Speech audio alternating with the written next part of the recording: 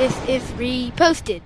All right, full disclosure, I sent you this quote and it's from Joyce Meyer, who's pretty big in the Christian community. Oh, I did not originally know this was from her. I was waiting to get a po' boy. There's a New Orleans style sandwich place by my house, and I read this and I was like, this is awesome. And it says, patience is not the ability to wait, but the ability to keep a good attitude while waiting, which is good advice when you're waiting for a delicious po' boy to be made for you.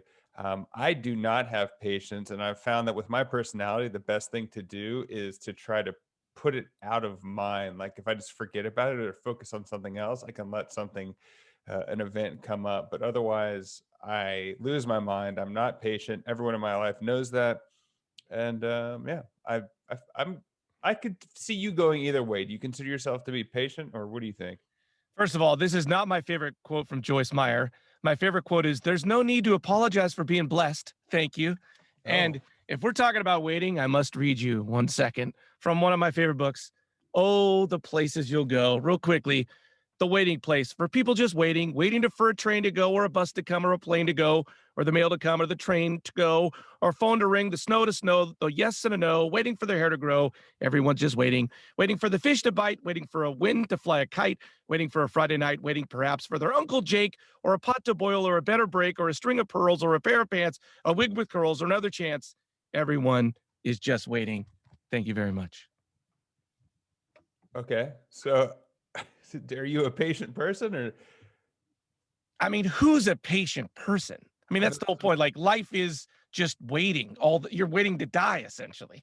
I mean, The Simpsons did a joke that in one of their episodes that they go to an amusement park and they get in line for like 2 hours and they end and they're like, oh, that was the line ride, and everybody's waiting. I mean, I guess no one's really a patient person, but people have different ways of being able to cope with it, I think. Or you just go insane and you live with anger.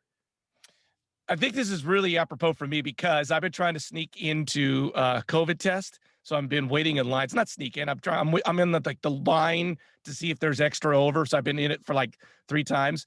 And it's so interesting these days when you get in a line, you get in a line at uh, any line you go to, whether it's grocery store, whatever, people just automatically get on their phone.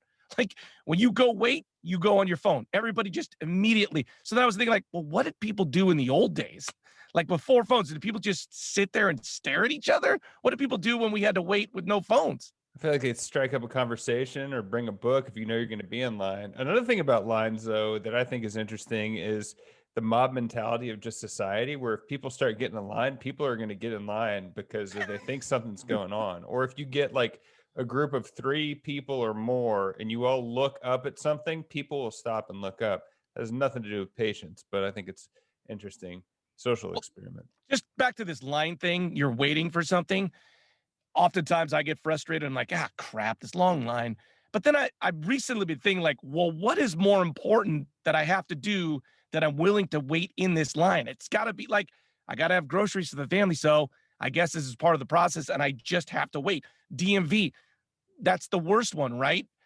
Yeah. You would think in California there'd be some way that I would not have to, I could get an appointment and it could go quicker, but I have to have my license.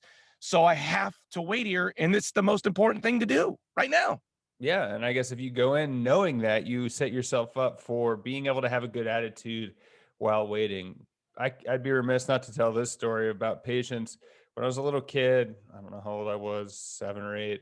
It was Christmas Eve, and I woke up and I couldn't wait, and I kept waking my parents up. I was like, "Hey, let's go open presents." It was like 3 in the morning. I kept asking them. Finally, like, "Fine, just go do it."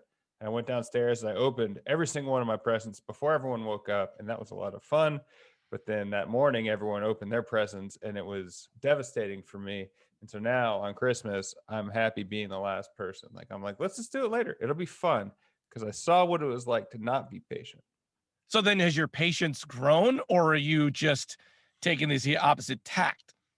I don't, I think for stuff that like matters to me, my patience has grown because I see the benefit in waiting. But like you said, waiting in lines, I always get upset.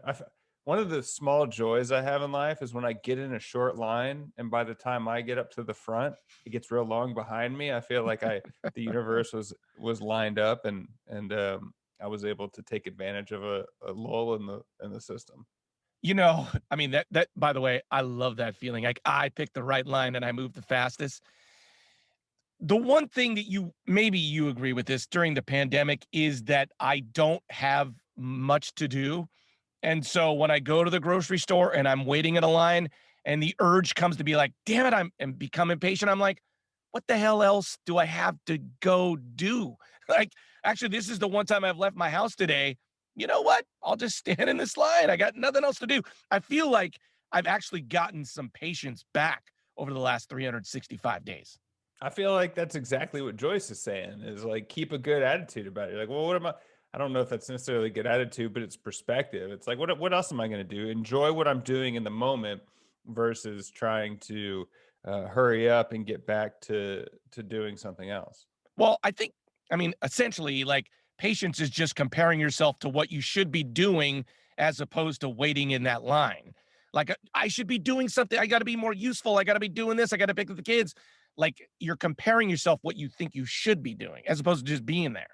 One of the great examples that I love about waiting is when, whether you're on Southwest or any other airline, you're like, all right, in about 10 minutes, we'll start boarding group A. And 80 people line up and they just stand there. You're like, what are you doing? Why are you like, people are jockeying for position and no one's really talking because you're hurrying up to wait on a plane that's going to sit there until the last person gets on. So I guess it's just built into our culture as well. Southwest is the worst one, right? Because you could theoretically get a better seat if you get closer in there. But Yeah. I mean, I'm always the last onto a plane because I have that exact thought. I'm like, I'd rather stand for the last 45 minutes waiting rather than waiting in that line and walk around and then just come on at the last second. So I always wait.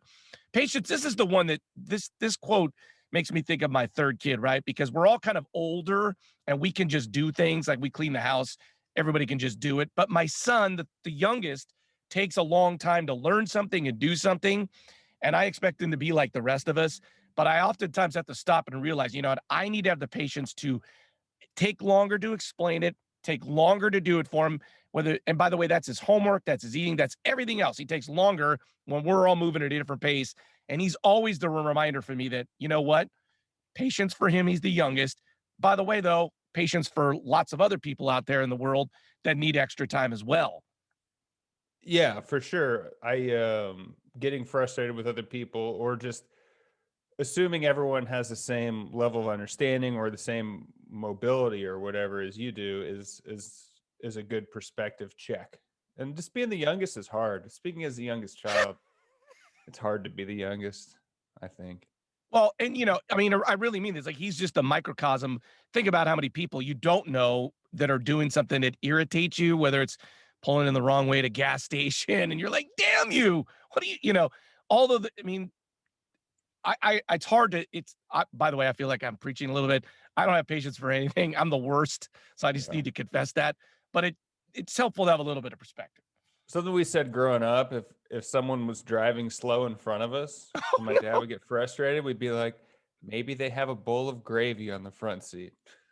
Well, okay. You never know what someone else is going through. The worst one for me, though, if it's driving, is the people that aren't driving in the, you're a 2-lane highway from LA to San Francisco. The right lane is the slow lane. Left lane is the fast lane. You pass on the left, you get back to the right. Most people these days, it's the opposite. Slow people are going on the left and the faster on the right passing because all these idiots think they're going fast and they're not.